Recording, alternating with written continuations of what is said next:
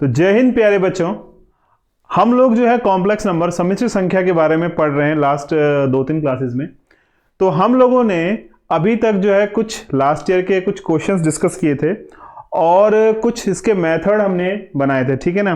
तो आज की क्लास में हम लोग जो है, आपको दिख रहा होगा स्क्रीन पे, सम्मिश्र संख्या के कुछ महत्वपूर्ण सूत्र, ऐसे फॉर्मूले, ऐसे लॉजिक जिन पे जो है डायरेक्ट जो है क्वेश्चन आपका आ जाता है। आपको केवल पता होना चाहिए कि यार किस लॉजिक, किस मेथड को हम यूज करेंगे और हमारा जो है क्वेश्चंस बन जाएगा, ठीक है ना।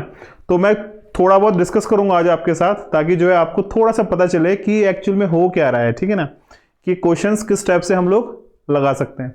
तो देखिए, सबसे पहले बात करते हैं अलजेब्रा ऑफ कॉम्प्लेक्स नंबर, सम्मिश्र संख्याओं का बीजगणित। सम्मिश्र संख्याओं में क्या क्या चीजें होती हैं इसके बारे में हम लोग पढ़ेंगे, ठीक है ना। तो सबसे पहले जो हमारा टॉपिक है उसका नाम है, आपको दिख रहा होगा, सम्मिश्र संख्या में दिख रहा है आपको, addition of a complex number. यानी यदि हमारे पास दो कॉम्प्लेक्स नंबर, दो सम्मिश्र संख्याएं हैं, तो इन सम्मिश्र संख्याओं को हम जोड़ेंगे, किस टाइप से जोड़ेंगे और उनके कौन कौन से नियम होते हैं, ये हम लोग जो है इस क्लास में पढ़ते हैं, ठीक है। तो देखिए, माना मैंने लिखा हुआ लेट z1 बराबर x1 प्लस iy1 और z2 बराबर x2 प्लस iy2 दो कॉम्प्लेक्स नंबर हो, तो उनका जोड़ क्या होगा। तो देखिए, ये तो हमारे पास क्या एक फॉर्मूला है, बेसिक फॉर्मूला। अगर हम दो कॉम्प्लेक्स नंबर को, दो सम्मिश्र संख्याओं को जोड़ते हैं, तो वो इस टाइप से उसका x1 plus x2 real part plus real part, यानी वास्तविक को वास्तविक से जोड़ेंगे और काल्पनिक को काल्पनिक से, यानी इमेजिनरी को हम लोग इमेजिनरी से जोड़ेंगे, ठीक है। तो एक एग्जांपल लेके चलता हूं आपके साथ। अगर हमें दे रखा है z1 बराबर 3 प्लस 4i, क्या दे रखा है, z1 बराबर 3 प्लस 4i हमें गिवन है, और z2 दूसरा कॉम्प्लेक्स नंबर दिया हुआ है हमें 4 प्लस 3i, ठीक है। अगर मुझे इन दोनों कॉम्प्लेक्स नंबर को, इन दोनों संख्याओं को जोड़ना है, तो मैं कैसे जोड़ूंगा, देखिए, z1 प्लस z2 बराबर 3 प्लस 4i, 3 प्लस 4i, मैंने z1 का मान लिख दिया, प्लस 4 प्लस 3i, ये मैंने जो है z2 का मान लिख दिया, ठीक है। अब देखिए, प्रॉपर्टी के हिसाब से क्या होता है, x1 प्लस x2 यानी रियल प्लस रियल, वास्तविक प्लस वास्तविक, तो 3 प्लस 4, ये हमारा वास्तविक हो गया। दूसरा क्या है, फिर यहां पे आ जाएगा आपका i, और इमेजिनरी यानी काल्पनिक प्लस काल्पनिक, तो क्या हो जाएगा 4 प्लस 3, तो आगे आपका 4 और 3 7 प्लस 7i, तो आपका उत्तर क्या आएगा 7 प्लस 7i, ठीक है। तो किन्हीं दो कॉम्प्लेक्स नंबर को जोड़ने के लिए हम लोग रियल पार्ट से रियल को जोड़ते हैं और इमेजिनरी से इमेजिनरी को जोड़ते हैं, ठीक है जी। इसमें कुछ प्रॉपर्टियां होती हैं, देखो, जैसे पहली प्रॉपर्टी है हमारी विनिमय की, यानी कम्यूटेटिव की। इसमें क्या होता है, देखिए मैं आपको बताता हूं। यदि हमारे पास दे रखा है z1 plus z2 is equal to z2 plus z1 होता है, ठीक है जी। यानी दो कॉम्प्लेक्स नंबर को अगर हम इंटरचेंज कर दें, यानी z1 को z2 की जगह लिख दें और z2 को z1 की जगह हम लिख लेते हैं, तो उनके आंसर्स हमेशा सेम होते हैं, ठीक है। तो देखिए क्या है, z1 बराबर, अगर हम ले रहे हैं 3 प्लस 2i, और z2 बराबर अगर हम ले रहे हैं 3 माइनस 4i, ये हमको दे रखा है। अगर मुझे विनिमय यानी कम्यूटेटिव लगाना है, तो मैं क्या करूंगा, z1 प्लस z2 दोनों को ऐड करूंगा, तो रियल प्लस रियल 6 और 4 में से 2 गया माइनस, तो 6 माइनस 2i, ये आपका z1 प्लस z2 आ गया। अगर आप निकालते हैं z2 प्लस z1 को, तो क्या हो जाएगा, ये z2 वाला भाग पहले आ जाएगा, 3 माइनस 4i और प्लस 3 प्लस 2i, तो देखिए फिर सेम है, 3 प्लस 3 6 और माइनस 4 में से 2 गया माइनस 2i, तो हमारा उत्तर सेम आएगा। तो हम बोल सकते हैं कि z1 प्लस z2 बराबर z2 प्लस z1 होता है, ठीक है जी। तो ये प्रॉपर्टी हमारी होती है। अब देखिए दूसरा क्या था हमारे पास, associative, z1 plus z2 plus z3। देखिए इसको समझ लीजिए, z1 plus Z2 plus Z3 बराबर होता है Z1 plus Z2 plus Z3। तो ये वाला जो हमारा फॉर्मूला है ये भी हर जगह जो है सेटिस्फाई हो जाता, संतुष्ट हो जाता है। ठीक है जी। तो देखिए इसका भी एक फॉर्मूले, इसका भी एक क्वेश्चन कर लेते हैं। हमारे पास था Z1 Z2 प्लस Z3, दो कॉम्प्लेक्स नंबर हमने ऐड कर दिए पहले वाले के साथ, ये हो जाता है Z1 plus Z2 plus Z3 के बराबर। ठीक है। तो देखो हम क्या करेंगे, मान लेते हैं लेट, हमने एज्यूम करा Z1 बराबर 2 प्लस 3i, Z2 बराबर -2 प्लस 4i और Z3 बराबर 1 प्लस i, ये हमने एज्यूम कर लिया। ठीक है। हमने जो है तीन चीजें मान ली हैं, Z1 Z2 Z3। तो हम इस ओर आते हैं, देखिए तो हमारे पास क्या था, Z1 plus Z2 plus Z3। ठीक है जी। तो Z1 की वैल्यू हम नोट कर ली यहां पे 2 प्लस 3i प्लस, और Z2 का मान कितना है -2 प्लस 4i और प्लस 1 प्लस i। तो देखो क्या हो जाएगा, 2 प्लस 3i और -2 में से 1 गया, ये आ जाएगा आपका -1 और 4 और 1 5i। तो बच्चा आपको उत्तर आ गया, 2 में से 1 गया 1 यानी 1 और 3 और 5 8, तो 8i। तो हमारा लेफ्ट हैंड साइड क्या आया, 1 प्लस 8i। यहां पर मैं लिख सकता हूं कि मेरा left hand side 1 plus 8i आया है। ठीक है। अब देखिए मुझे ना राइट हैंड साइड निकालना है, तो राइट हैंड साइड क्या था मेरा, हमें दे रखा है Z1 plus Z2 plus Z3। तो Z1 Z2 कितना होगा, देखो इसको ऐसे नोट कर लेते हैं, 2 में से 2 गया, देखो एक कट हो जाएगा, तो हमारे पास बचा 1। ठीक है। और ये 1 बचा हमारे पास, ये वाला, क्योंकि ये तो कट हो गए दोनों। अब देखिए 4 और 3 7, 7 और 1 8, 1 प्लस 8i। तो हमारा उत्तर इधर भी क्या आ जाएगा, हमारा उत्तर इधर भी आ जाएगा 1 प्लस 8i, यानी जो हमारा एसोसिएटिव है ये भी हमारा संतुष्ट हो रहा है। ठीक है। चलिए नेक्स्ट हमारे पास है एडिटिव। एडिटिव क्या होता है, आपने सुना होगा एडिटिव इनवर्स का, एक थोड़ा डिस्कस करूंगा आपके साथ में। जो भी जोड़ की फॉर्म में, धन की फॉर्म में एडिटिव इनवर्स निकालते हैं ना हम लोग, तो हम क्या करते हैं, देखिए जैसे मैंने बोला यदि z बराबर 3 प्लस 2i है तो उसका एडिटिव इनवर्स कितना होगा। तो देखिए z प्लस 0, 1 मिनट, ये हो जाएगा आपका z प्लस 0 या 0 प्लस z। तो इस प्रश्न का जो एडिटिव इनवर्स होगा वो क्या होगा, 0 होगा। ठीक है। तो ये हमारे पास एडिटिव इनवर्स यानी धनात्मक प्रतिलोम की हम बात कर रहे हैं। ठीक है ना। चलिए अगला देखते हैं हम लोग। देखिए नेक्स्ट हमारे पास है सम्मिश्र संख्याओं का घटाव। अगर दो सम्मिश्र संख्याएं हमको दे रखी हैं तो उन सम्मिश्र संख्याओं को हम कैसे घटाते हैं।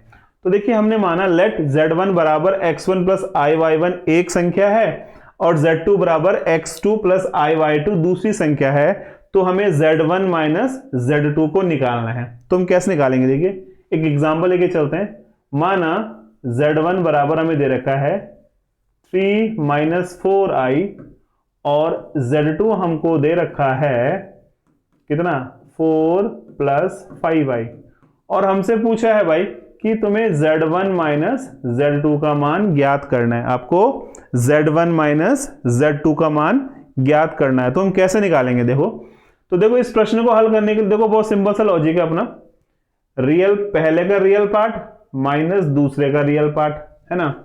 और दूसरा तरीका क्या है कि हम इनको नोट कर लें, 3 minus 4i minus 4 plus 5i। हमने क्या किया कि z1 की जगह z1 का मान डाल दिया और z2 की जगह z2 का मान डाल दिया। अब क्या होगा, देखो ये हमारा वास्तविक भाग है ना, कौन सा वाला, ये हमारा वास्तविक भाग है कौन सा, ये वाला और ये वाला, ये दोनों हमारे वास्तविक भाग है। तो देखो ये था हमारा x1 माइनस x2 यानी 3 माइनस 4, ये आपका वास्तविक भाग आ गया, plus i y1 minus y2 यानी ये काल्पनिक भाग ये वाला और ये वाला, तो -4 प्लस 5, तो आपका उत्तर आ जाएगा -1 और 5 में से 4 गया 1 प्लस 1 इंटू आई यानी -1 प्लस आई।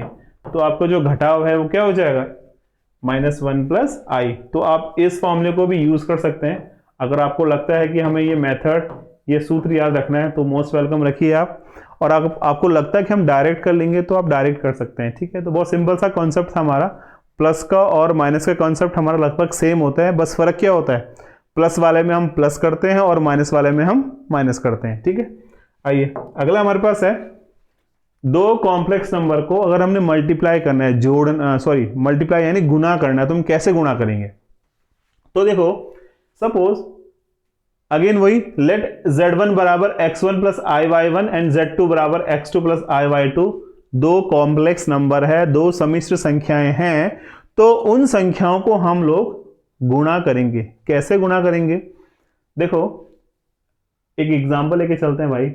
एग्जांपल लिया हमने, लेट्स सी z1 बराबर 3 माइनस 2y, z2 बराबर 4 प्लस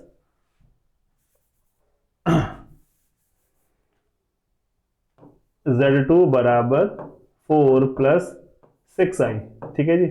हमने क्या किया, दो नंबर ले लिए। पहला नंबर हमारा है z1 बराबर 3 माइनस 2i और दूसरा नंबर है मेरा z2 बराबर 4 प्लस 6i। मुझे ना इन दोनों को मल्टीप्लाई करना है, तो मैं कैसे करूंगा, देखिए नोट करते हैं।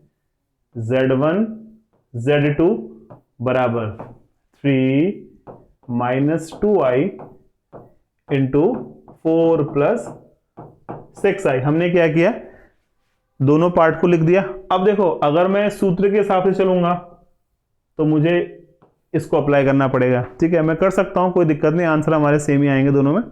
बट अपन लोग क्या करते हैं, हम लोग जो स्टैंडर्ड मेथड्स होते हैं ना, देखो ये तो हमारा फॉर्मूले के हिसाब से मेथड है, बट जो हमें आता है हम उसको अप्लाई करेंगे, ठीक है ना। हम क्या करेंगे, देखो 4 इंटू 3 4 3 12, 4 इंटू 2 4 दूनी 8, यहाँ माइनस है जी, है ना।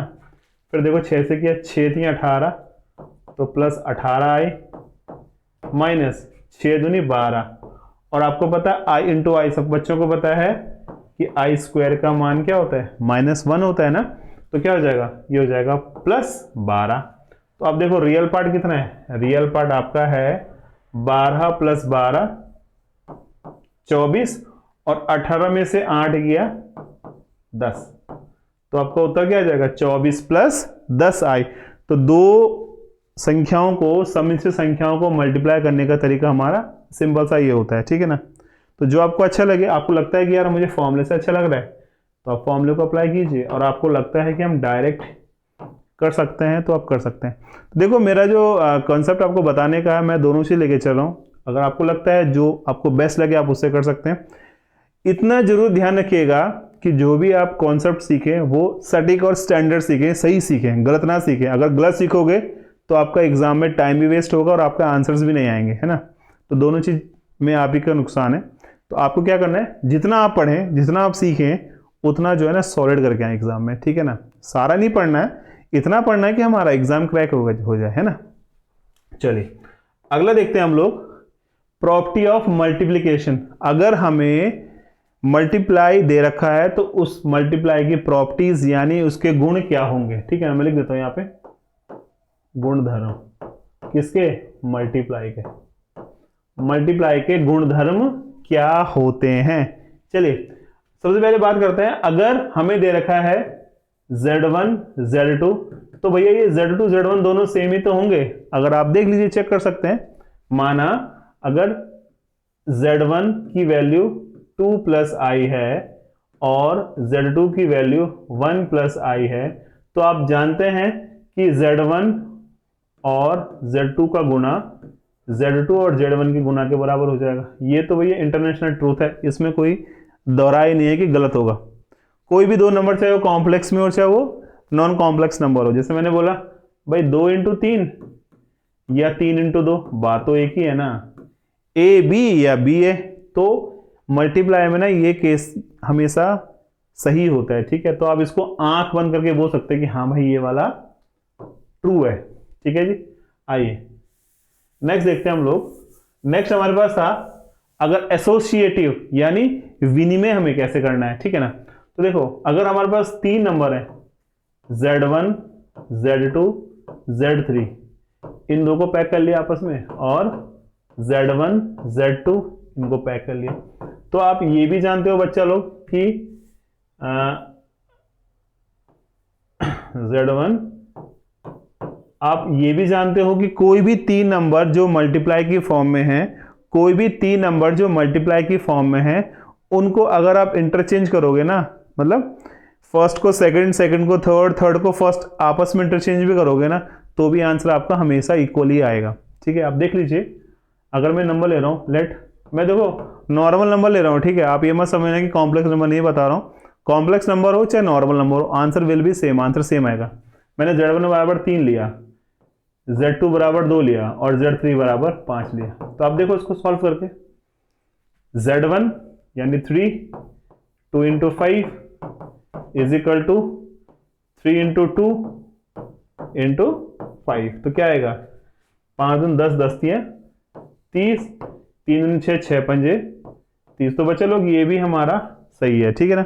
तो आप कोई भी कॉम्प्लेक्स नंबर लीजिए, देखो मुझे ये कॉम्प्लेक्स नंबर दिख रहा है, आप बोलोगे सर कैसे दिख रहा है, लगा लो ना यहाँ पे 0i, हो गया ना 0i। देखो ये a प्लस आई बी की फॉर्म हो गई ना, हमारा कॉम्प्लेक्स नंबर 0 की फॉर्म में, तो आंसर विल बी सेम, ठीक है। चलिए बात करते हैं हम लोग, नया टॉपिक है इसका। देखो अगला हमारे पास है मल्टीप्लिकेटिव आइडेंटिटी। आइडेंटिटी की बात कर रहे हैं, ठीक है ना। ये बोल रहा है कि अगर मैं z में, मुझे ना ये z में जड़ी बनाना है, तो मैं क्या करूंगा भैया, ऑब्वियस सी बात है, z को z बनाने के लिए मुझे एक से इधर भी गुना करना पड़ेगा या एक से इधर गुना करना पड़ेगा।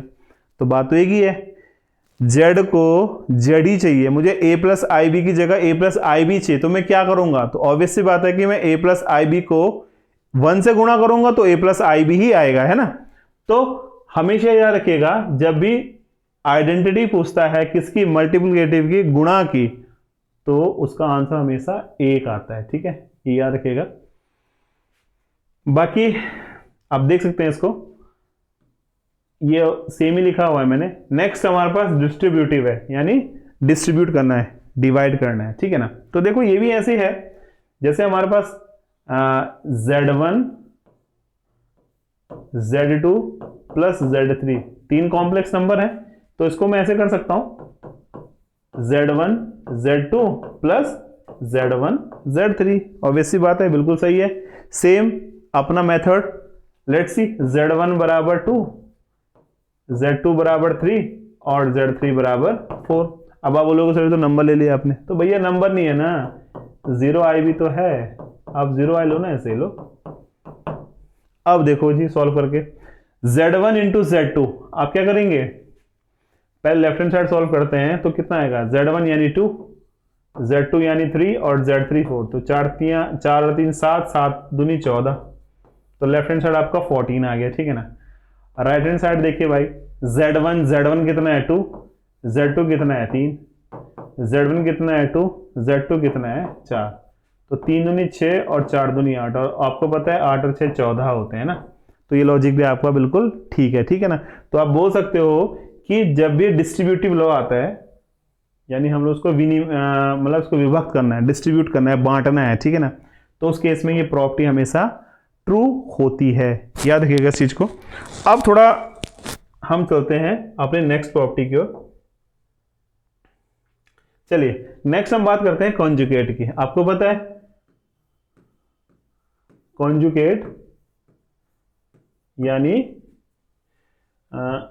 एक मिनट से पहले हम बात करते हैं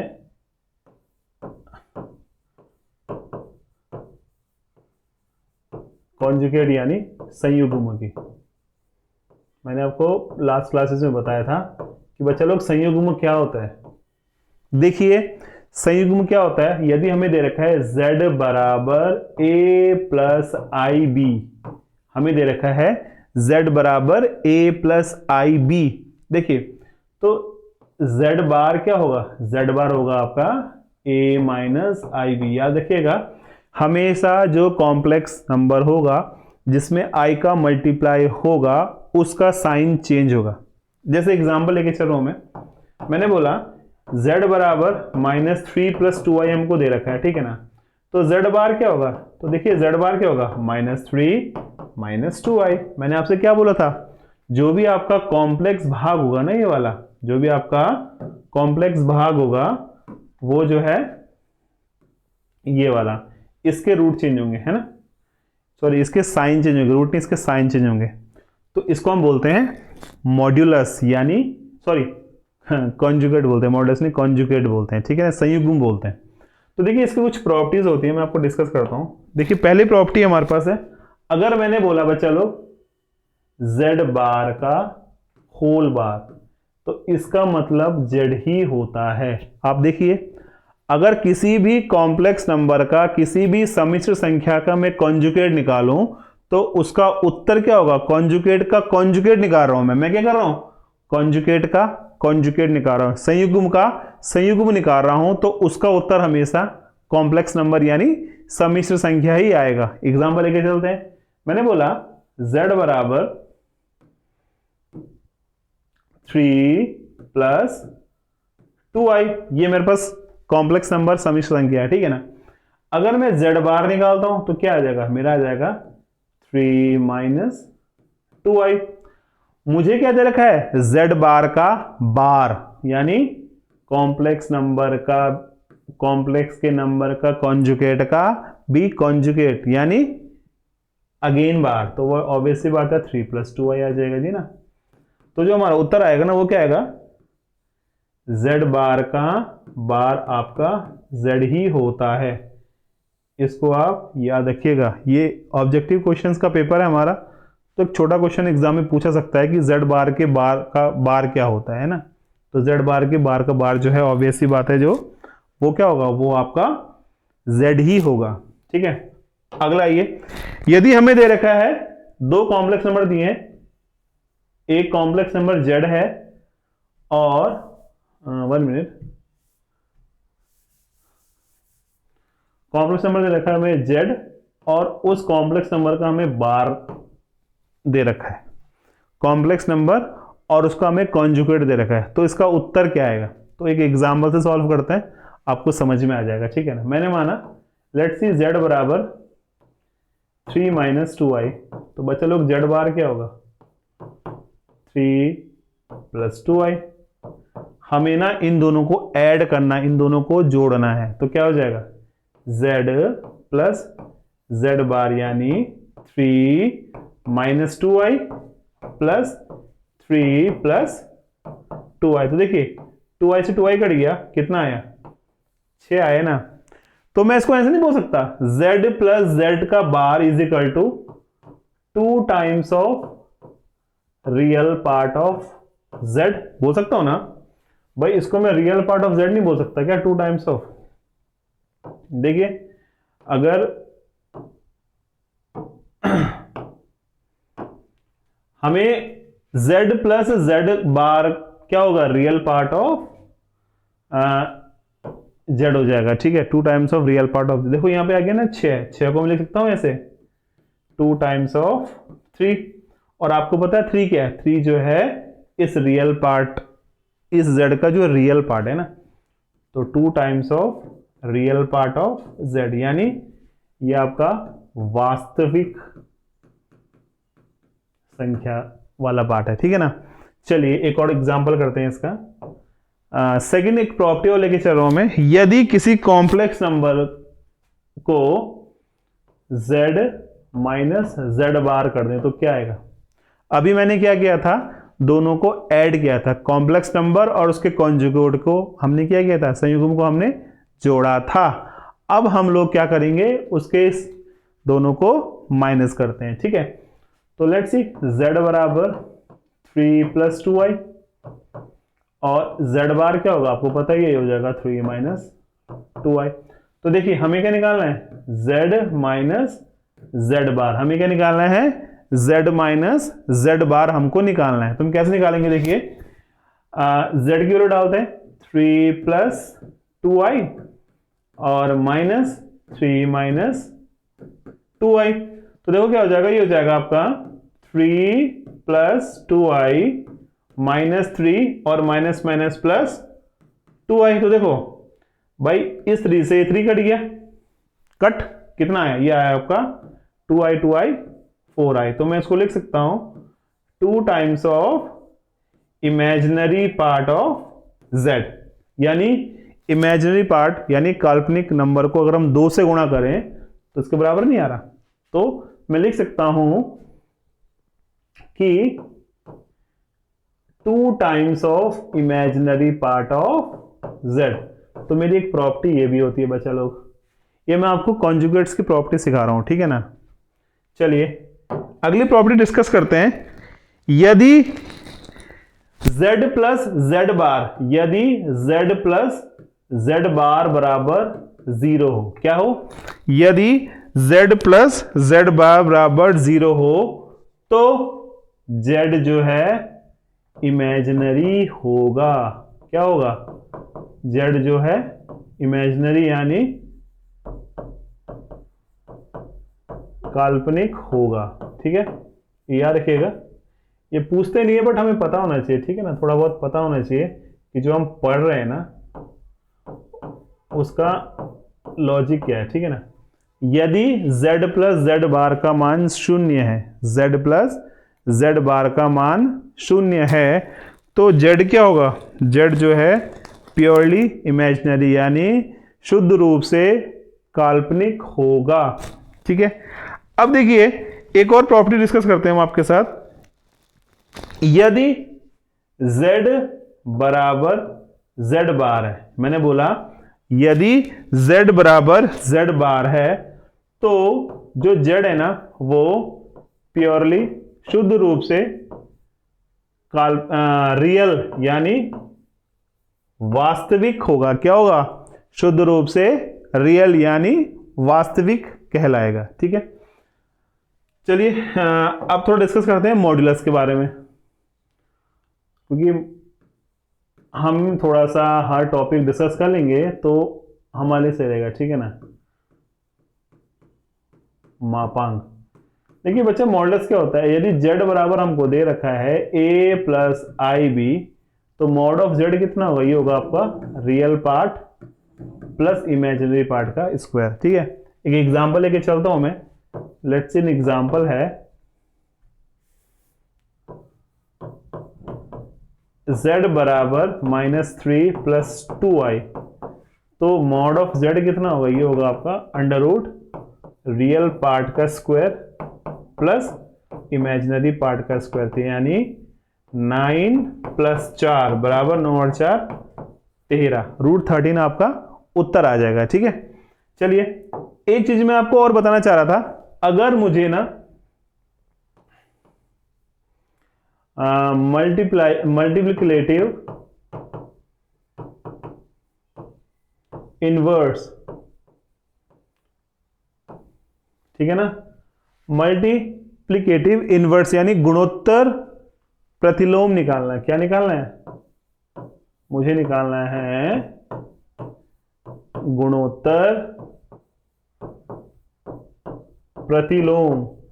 तो देखिए इसमें से एक क्वेश्चन आता है तो हम कैसे करेंगे, देखिए सपोज हमारे पास z दे रखा है, z दे रखा है हमको a प्लस आई बी, तो हम क्या निकालेंगे, z बार निकालेंगे। z बार क्या होगा, a माइनस आई बी, ठीक है ना, z बार होगा आपका a माइनस आई बी। और हम एक चीज और निकालेंगे that is mod z, mod z यानी इसका मापांक, तो इसका मापांक होगा आपका a square plus b square. तो आपका इनवर्स पता क्या होगा, इसका फॉर्मूला याद रखिएगा, इसका फॉर्मूला होता है z इनवर्स बराबर z bar upon mod z का होल स्क्वायर, ठीक है, ये याद रखिएगा z bar upon mod z का whole square. Direct formula putting question है, अगर क्वेश्चन आया तो आप इस फॉर्म से कर सकते हैं, ठीक है ना। चलो मैं एक एग्जांपल लेके चलता हूं आपको।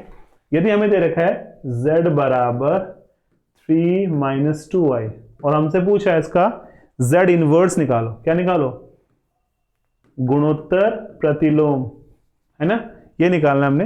तो देखो हमें क्या करना है, सबसे पहले निकालेंगे z बार, और z बार क्या होगा 3 प्लस 2i होगा, z bar is equal to 3 plus 2i हो जाएगा, ठीक है। और मॉड ऑफ z कितना होगा, ये होगा आपका रियल पार्ट का वर्ग प्लस इमेजिनरी पार्ट का वर्ग। क्या होगा, रियल पार्ट का वर्ग प्लस इमेजिनरी पार्ट का वर्ग। तो कितना आ गया, ये आ गया आपका 9 और 4 13, यानी √13। और हमारा फॉर्मूला क्या होता है, z इनवर्स बराबर z bar upon mod z का होल स्क्वायर, यानी 3 प्लस 2i अपॉन √13 का वर्ग, यानी 3 अपॉन 13 प्लस 2i अपॉन 13। ये आपका फाइनल उत्तर आ जाएगा। समझ में आएगी आपको इतना मेथड।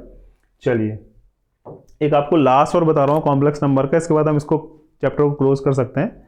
और फिर नेक्स्ट क्लास में हम जो है क्लास 12 का कोई टॉपिक ले लेंगे, क्योंकि हम लोग ना पैदल चलते हैं, एक टॉपिक 11th एक 12th, एक 11th एक 12th। इससे बेनिफिट क्या रहेगा कि आपका दोनों कोर्स जो है ना 11th 12th का पैरेलल खत्म होता रहेगा, ठीक है ना। तो हम लोग एक क्लास 11th का टॉपिक लेके चलते हैं और एक क्लास 12th का टॉपिक लेके चलते हैं, ठीक है।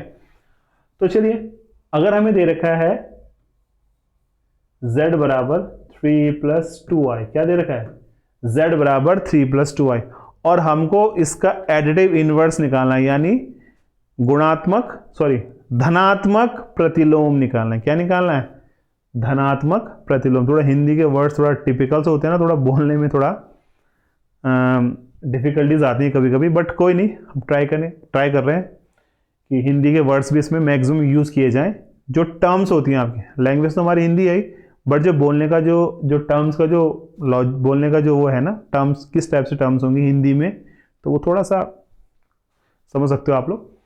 तो हमें दे रखा है z बराबर 3 प्लस 2i दे रखा है, ठीक है ना। तो देखो, अगर मुझे इसका एडिटिव इनवर्स, यानी मुझे जो है धनात्मक प्रतिलोम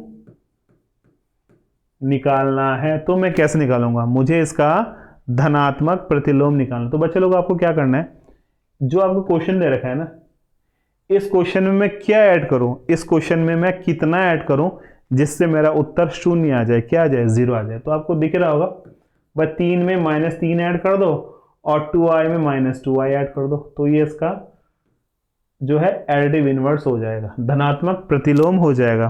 किसी भी प्रश्न में अगर धनात्मक प्रतिलोम निकालना हो ना हमें, तो हम क्या करेंगे, उस प्रश्न में किस संख्या को जोड़ें जिससे हमारा उत्तर 0 आ जाए। तो मैं आपको एक फॉर्मूला बना देता हूं इसका। यदि हमें दे रखा है z बराबर a प्लस ib, तो इसका जो z प्लस होगा वो होगा आपका -a प्लस ib, ठीक है ना। तो चिन्ह चेंज हो जाएगा और इनको जोड़ोगे तो आंसर आपका 0 आ जाएगा, ठीक है। तो यही इसकी कुछ प्रॉपर्टीज थी, और अगर कुछ क्वेश्चंस मुझे और मिलते हैं आपके लिए यूजफुल, तो मैं आपको डेफिनेटली उनको करवाऊंगा, ठीक है। तो आज की क्लास में हम इतना ही कर रहे हैं। आपको अगर हमारी क्लास पसंद आ रही है तो हमारे चैनल को लाइक और सब्सक्राइब जरूर करना भाई। बाकी बेल आइकन जरूर दबा देना ताकि आपको अपडेट्स पर डे मिलते रहें क्लासेस के। और साथ में जो है जितने भी आपके फ्रेंड्स हैं जो कंपटीशन की तैयारी कर रहे हैं, उनको जो है शेयर करो, ये चीज़ें जो हम क्लासेस हैं उन क्लासेस को शेयर कीजिए ताकि आपको बेनिफिट मिले, आपको तो मिले साथ में आपके फ्रेंड्स को भी बेनिफिट मिले, ठीक है ना। तो ठीक है, जय हिंद।